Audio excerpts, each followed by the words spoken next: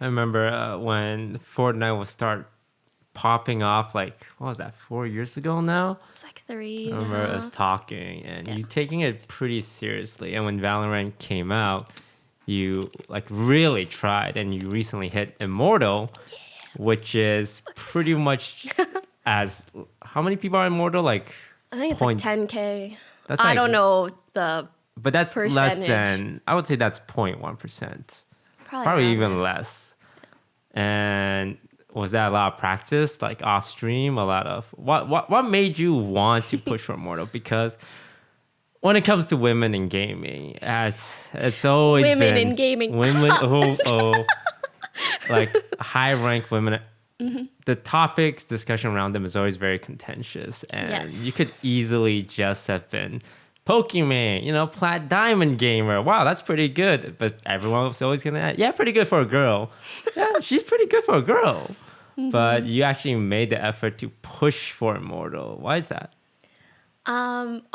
Immortal's top 1.2%. Oh, that's Interesting. pretty high. Yeah. I think for starters, I really like the game. So that's step one. I've had numerous addictions in my past. League of Legends, Fortnite. Now we're in Valorant. And when I really care about something, especially when I care about streaming something, I want to be like as good as I feel I can reasonably be. And especially this being my first FPS, I liked that I could just look up so many videos and find a very clear-cut way in order to get better. You just aim train a ton, you play the game a ton, you learn the game, and I enjoyed every part of that. Like, I genuinely learned I enjoyed just grinding my ass off in that game. I enjoyed every game that I played, for the most part. And I think it was seeing the progress that really felt good, especially progress in something that you are initially so clueless in. I remember, dude, I feel like anything anyone in OTV tells me, like I remember so specifically, there was one day we were playing customs. I don't know if you remember this. We were playing customs and I had just started like aim training every single day. And I was like top of the leaderboard or whatever. I was like out fragging everyone within our friend group. And I remember you messaged me and you were like, when did you get so good at this game? Yeah, because And I was so flattered. Things like that motivated me to like keep trying so much. yeah, because when we started playing, we were all kind of similar Yeah. level, right?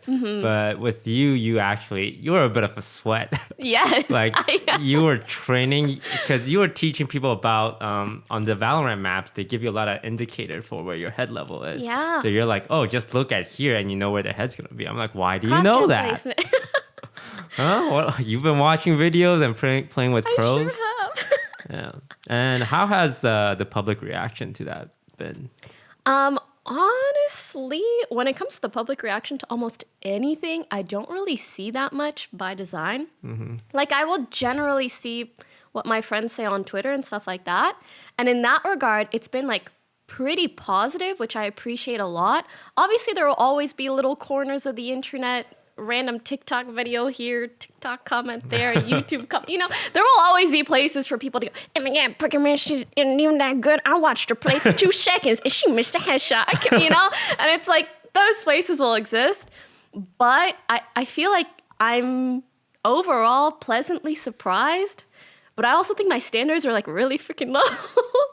Like I remember prior to hitting Immortal, like when I could tell I was really close to it, in my mind, I could already think up of all these excuses people are going to give and things that people will say. And I had no idea if like I would post it and like everybody would discredit me. But luckily for the majority, majority of the part, most people were really, really nice, especially friends, other content creators. So I feel like that helped like legitimize my achievement, which meant a lot. But yeah, because I already knew so many people would likely tear it down anyways, I kind of precautioned myself by making sure that it feels like a personal win more so than I will only care if other people validate me about this. And I for sure freaking feel good about it. I stream my games in high elo, so I'm happy.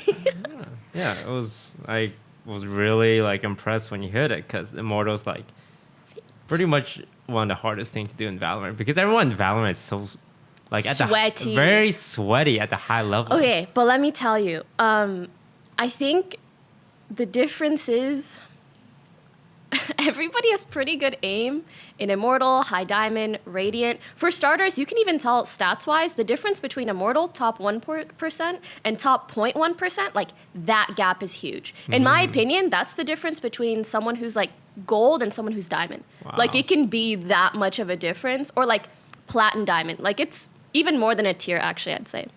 But I will say, people's aim is really freaking good, but they don't really care to learn the game that well. They don't always want to play for time.